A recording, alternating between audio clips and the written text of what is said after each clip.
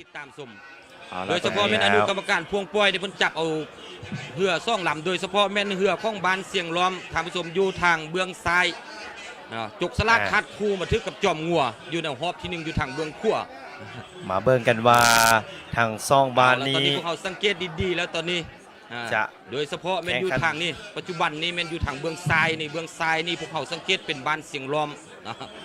บ้านเสียงล้อมอยู่ทางเบื้องขวาฝากเบื้องนั้นฝากผันล่วงแม่นทางบ้านจอมงัวนะท่านผู้ชมเจ้าการที่จะออกสู่พวงปล่อยใดนั้นก็ต้องแม่นการเบิ่งความเป็นระเบียบเรียบร้อยในการแข่งขันเนาะทางซ่องฟังทางซ่องล้ำทางซ่องฝ่ายนี้ว่าพร้อมแล้วบ่เนาะถ้าว่าพร้อมเพิ่นกับคณะกรรมการก็จะปล่อยออกมาแม่ละหากว่าไฟใดไฟหนึ่งยังบ่กะเกี่ยมพร้อมแต่บ่สามารถปล่อยออกมาได้ที่ว่าปีนี้อนุกรรมการพวงปล่อยเพิ่นได้ใส่บักเนาะที่ว่าเป็นบักลำใหญ่เอาไว้อยู่ในใจกลางของน้ำขันเพื่อจะเฮ็ดให้ซ่องลำนั้นสามารถเทียบพ่วงเนาะติดเนาะเพื่อบ่รัดเอาเปรียบซึ่งกันและกันเบิ่งว่าเรื่องทางด้านเรื่องกติกานี่ก็ต้องให้เหือซ่วงเนาะทางซ่องลำนี้เข้าเทียบแล้วก็หัวก็ต้องเสมอกันก่อนนี่แหละหัวเหือทางซ่องลำนี้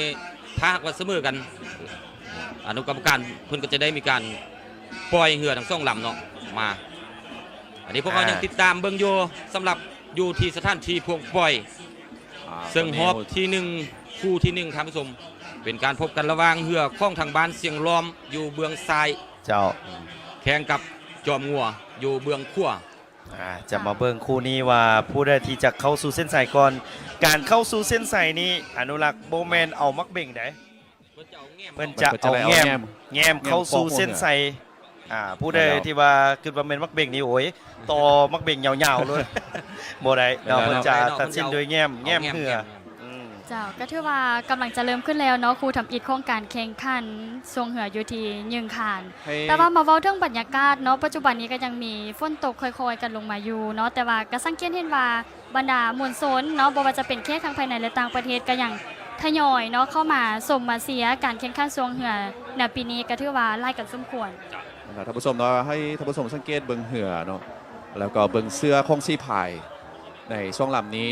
เสียงล้อแมนจะอยู่ทางเบื้องซ้ายก็จะเป็นสีเขียวผสมสีขาวเนาะส่วนจมูกนั้นเอาตอนนี้อนุกรรมการพวงปล่อยได้ปล่อยเอาเหือคู่ที่1โดยเฉพาะเป็นฮอบที่1ออกมาแล้วท่านผู้ชมเป็นการพบกันระหว่างเหือของบ้านเสียงล้อมอยู่ทางเบื้องซ้ายประสันพบพ้อกับทางบ้านจอมงัวอยู่ทางเบื้องขวาตอนนี้ปล่อยออกมาแล้วพวกเขาสังเกตให้ดีๆในปัจจุบันนี้ซ่องลำกำลังจะเริ่มเข้าสู่ทางโค้งโดยเฉพาะพวกเขาสังเกตเห็นว่าทางโค้งอยู่ลงพระบางของพวกเขาท่าไหนท้ายบดีอาจจะมีความผิดพลาดกันได้เนาะคุณเนาะแม้แล้วตอนนี้เนาะทางเสียงล้อมตัวนี้เสียงล้อมพยายามที่จะตีแหงแซงนี่ทางจอมหัวเสียงล้อมพยายามตีแหงแซงนี่อยู่ทางเบื้องซ้ายเสื้อสีขาวนี่เสียงล้อมตัวนี้กำลังจะสู่เข้าโค้งกำลังจะเข้าโค้งนี่ที่ว่าเป็นโค้งที่บอกว่าคันท่าซี่พายบอสนิทสำนานนี้อาจจะเจิดใดอาจจะเสียหลักใดแต่ว่าตอนนี้เสียงล้อมว่าจะได้เสียงล้อมเสื้อสีขาวอยู่ทางเบื้องซ้ายพยายามที่จะตีแหงแซงนี่พยายามที่จะตีแหงแซงนี่จะแซงจอมหัวได้หรือบ่ได้เอาละตอนนี้คู่ที่1เริ่มเปิดซากแหกม่านกระดงมาแล้วเกาเข้าสู่ทางโค้งสไลด์สังเกตให้ดีๆว่าอยู่ทางเบื้องขวาเริ่มตั้งหลักได้แล้วโดยเฉพาะกับแม่นทางบ้านจอมงัวเริ่มตั้งหลักได้แล้วตอนนี้เอาแล้วนายหัวเริ่มโยมแล้วนายท้ายเริ่มสะบัดว่าจังได้ก็ว่าแหละตอนนี้เสียงล้อมไล่ทันหรือบุทันพวกเขาก็สังเกตเห็นขึ้นกันพละกำลังซ่องลำเริ่มเข้มแข็งฮึดเข้ามาแล้วตอนนี้ก้าวเข้าสู่พวงที่ซ่องกันแล้วจะก้าวเข้าสู่พวงที่2ตามเข้ามาเสียงล้อมอยู่เบื้องซ้ายจอมงัวอยู่เบื้องขวาจะแข่งกันเข้ามานี่จะนำทันหรือบอเสียงล้อมนำทันหรือบอเบื้องซ้ายนี้เสียงล้อมจอมงัวเบื้องขวาจะนำทันหรือบอจะก้าวเข้าสู่พวงที่3กันแล้วอนุรักษ์เอาละตอนนี้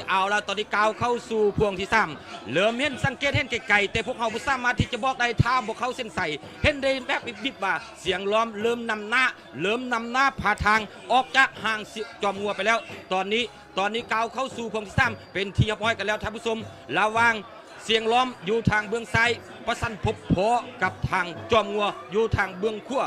โอ้เบิ่งไกลๆท่านผู้ชมเบิ่งไกลๆบอแมนไพ่ตัวนี้เบิ่งไกลๆบอแมนไพ่นั่นก็คือเสียงล้อมอยู่ทางเบิ่งซ้ายใส่เสื้อสีขาวผสมกับเสื้อสีเขียวนี่แหละพละกำลังที่มาเต็มที่บอกเลยว่ามือนี้ไฟจะมาเอาแซมดูที่ยิงขานและมาเบิ่งกันว่าเสียงล้อมจะสามารถเข้าสู่เส้นชัยได้หรือบ่ เอาละตอนนี้เสียงล้อมเริ่มตีตัวนี่ห่างแล้วเสียงล้อมอยู่ทางฝักเบื้องซ้ายเริ่มตีตัวนี่ห่างจากบ้านจอมงัวอยู่ทางเบื้องขั้วไปแล้วท่านผู้ชมความมันในที่นี้เริ่มเกิดขึ้นอยู่ที่สถานที่ยิงขานดินแดนเมืองมรดกโลกของแขวงนครบางอย่างอีกบ่พอเราได้